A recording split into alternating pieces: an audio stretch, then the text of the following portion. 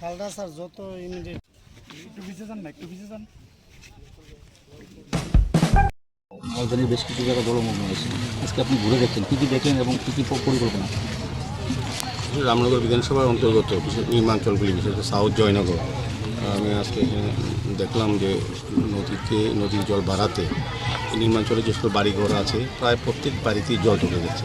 আমাদের কর্পোরেটর আজ সকাল থেকে এবং আমাদের যারা এদিকে কার্যকর্তারা কাজ করছেন, পাশাপাশি সরকারিভাবে ডিসিএম সাহেব আছেন, এসডিএম অফিস থেকে অফিসাররা এসছেন, সবটা দেখার চেষ্টা করছি আমরা।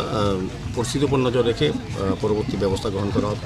সাময়িকভাবে যাদের বাড়িতে জল ঢুকেছে, যাদের রান্না করার মতো পরিস্থিতি নেই বা থাকার মতো পরিস্থিতি, তাদেরকে কাছাকাছি কোনো বিদ্যালয়ে তাদেরকে শিফট করা, ক্যাম্প করা চেষ্টা করা হচ্ছে। আর যারা বাড়িতে থাকবেন তাদেরকে তাদের বাড়িতে যাতে খাওয়া পৌঁছে দেওয়া যায় সেই ব্যবস্থা আমাদের সদর মহকুমা প্রশাসন থেকে করা হচ্ছে।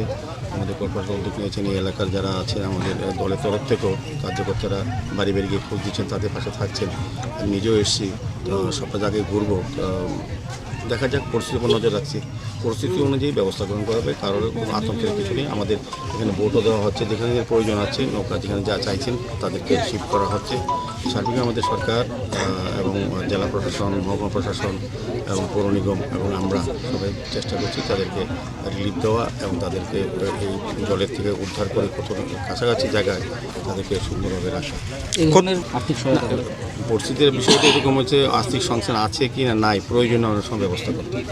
তো আমরা যেহেতু দায়িত্বে আছি, আমাদের এই নিগমের এই বিধানসভা নিগম অন্তর্গত আটটি বিধানসভা আছে, যেখানে জলমগ্ন হচ্ছে সেখানে নিগমের যারা আমাদের কর্পোরেটর আছেন, আমাদের আধিকারিক আছেন এবং বিশেষ করে সদর মহকুমা প্রশাসন অত্যন্ত তৎপর। আমাদের সরকারও, আমাদের মুখ্যমন্ত্রীরা নজর রাখেন। সবটা সার্বিকভাবে আমরা সরকার, জনগণ এবং এলাকার লোককে নিয়ে আমরা কাজগুলি করছি। এলাকার আমাদের দলীয় কার্যকর্তারাও সবাই নেমে গেছেন, সবাই খোঁজখবর নিচ্ছেন। এটা একটা ভালো দিক, এই কাজটা করা উচিত আমি মনে করি। আর এখন এটা তো প্রাকৃতিক দুর্যোগ, তো আমাদের কিছু করার নেই। এখন জল যত বাড়বে তত মানুষের কিছু দুর্ভোগ বাড়বে। সেক্ষেত্রে প্রশাসনও প্রস্তুত আছে সার্বিকভাবে তাদের সহযোগিতা করার জন্য।